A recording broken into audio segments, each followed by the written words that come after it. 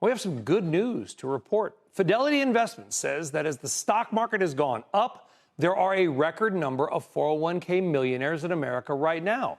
Overall, average 401k balances hitting an all-time high this year as markets came back.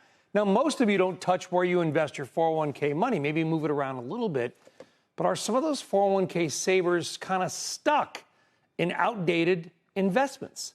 Sharon Epperson joining us now to explain and how to avoid what she will call stuck money. Sharon. Stuck money. Stuck money. I mean, it is. Sounds like a segment. Yeah. It's great news what we've seen, though. You know, looking at these 401k millionaires, 595,000 of them, a record high in the second quarter. The average balance up 8% from the previous quarter, $137,000 on average. But then the other part is 95% of the overall 401k investors didn't make any changes at all to their portfolios. That might have been fine if they were in a target date fund and it was, you know, fulfilling their goals.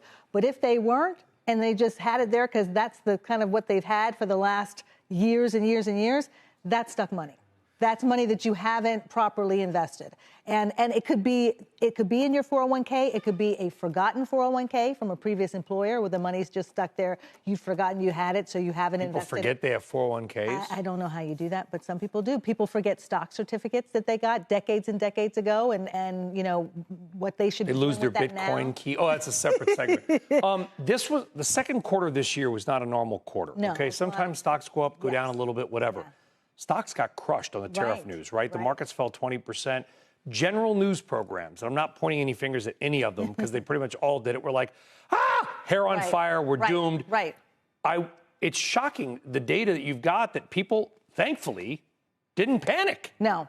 I mean, thankfully, they didn't panic. They kept their savings rate steady, close to 15% when you think about what the employers were putting in and the employee contribution. That's fantastic news. And the fact that people were not doing what a lot of stuck money people do and hoard cash or, you know, sell everything and put it into cash. And then outside of those 401ks, some people were doing that. So it's just important to constantly be thinking about what the long-term goal is, because we're talking about 401k money, right? So we're talking about the long-term goal and make sure that what the investments are going to add up to what you need.